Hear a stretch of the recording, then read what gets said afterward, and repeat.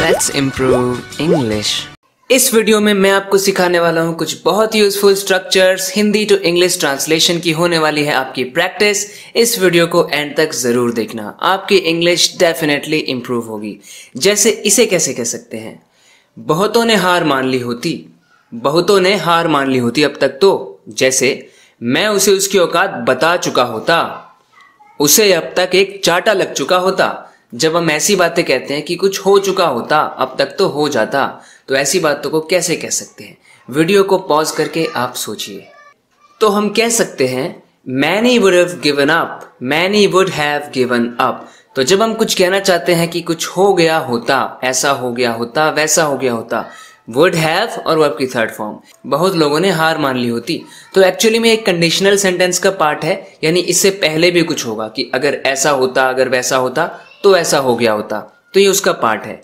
मैं उसे उसकी औकात बता चुका होता, I would have shown him his worth, I would have shown him his worth। उसकी वर्थ मैं उसे दिखा चुका होता, उसे अब तक एक चाटा लग चुका होता।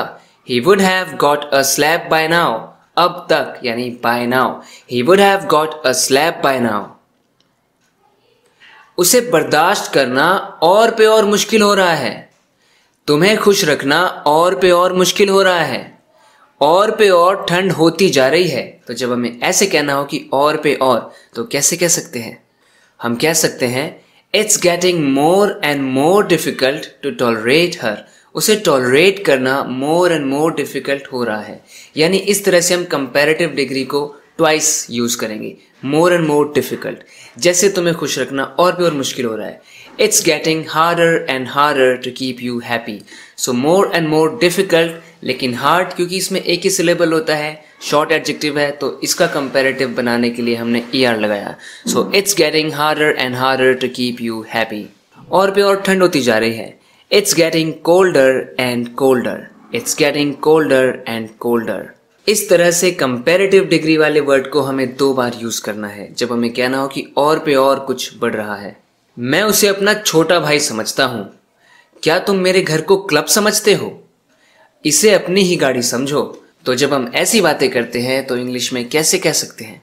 कह सकते हैं I think of him as my younger brother, I think of him. So if you think of somebody or something as something or somebody, इसका मतलब आपको उस तरीके से ट्रीट करते हैं, आप उसको उस तरह से आप समझते हैं। Do you think of my house as a club? मेरे घर को क्लब समझते हो क्या, जो यहाँ पे पार्टी करते रहते हो हमेशा? Do you think of my house as a club? इसे अपनी ही गाड़ी समझो।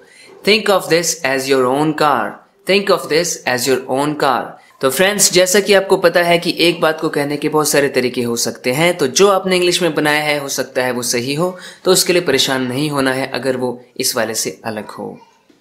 मैं क्या कहता हूं इससे उसे कोई फर्क नहीं पड़ता, मैं क्या कहता हूं इससे उसे कोई फर्क नहीं पड़ता। कैसे कह सकते हैं?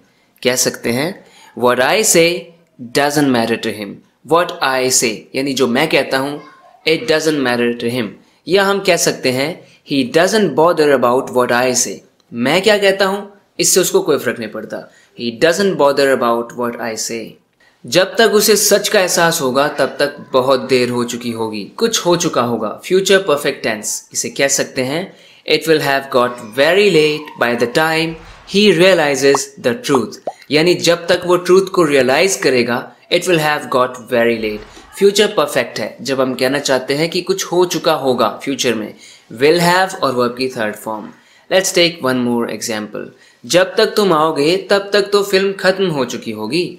by the time you arrive यानी जब तक तुम पहुंचोगे, the film will have finished, will have and the third form of the verb। so by the time you arrive the film will have finished। यही बात तो मैं तुम्हें समझाना चाहता हूं, यही बात तो मैंने उससे कही थी, यही बात मैं तुमसे कह रहा हूं, यही उससे कही थी। इन्हें कैसे कह सकते हैं? तो दोस्तों, इन्हें हम कह सकते हैं this is what I want you to understand, मैं यही तो तुम्हें समझाना चाहता हूं।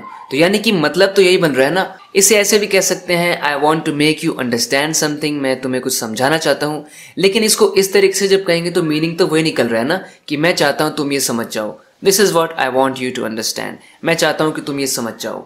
यही बात तो मैंने उससे कही थी। This is what I said to him, this is what I said to him. I told him the same thing that I am telling you.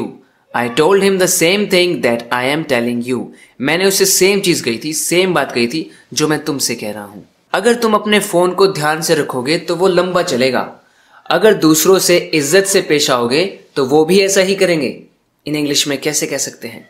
तो इन्हें कह सकते हैं if you treat your phone with care. If you treat your phone with care it will last long. वो लंबा चलेगा। If you treat your phone with care यानी care से उसको ट्रीट करोगे, अच्छे से ध्यान से रखोगे मतलब कि। If you treat others with respect they will also do the same. They will also do the same.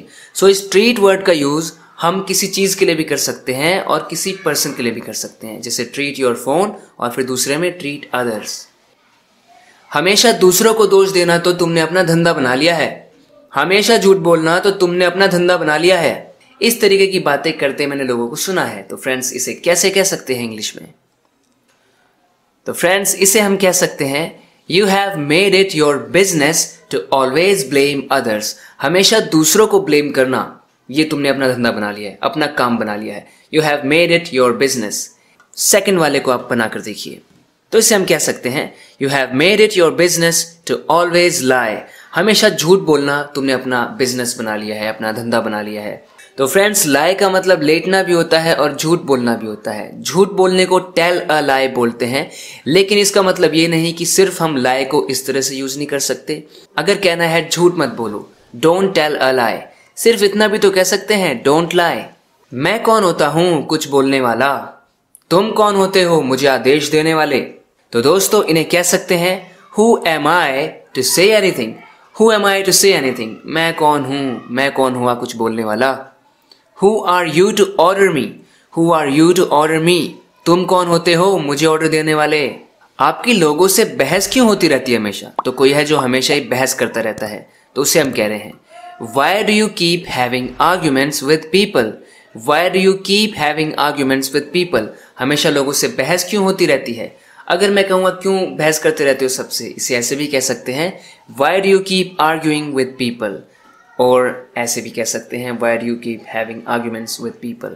तो दोस्तों आज की वीडियो में इतना ही। आशा करता हूं कि आपको ये वीडियो पसंद आई होगी। अगर इसी तरह से आप वीडियोस देखना चाहते हैं और अपने इंग्लिश को इम्प्रूव करते रहना चाहते हैं तो प्लीज इस चैनल को सब्सक्राइब जरूर करना अगर आपने अभी तक नहीं किया है तो। ओके फ्रेंड्स, मिलते हैं नेक्स्ट वीडियो लेसन में। तब तक के लिए take care and bye bye.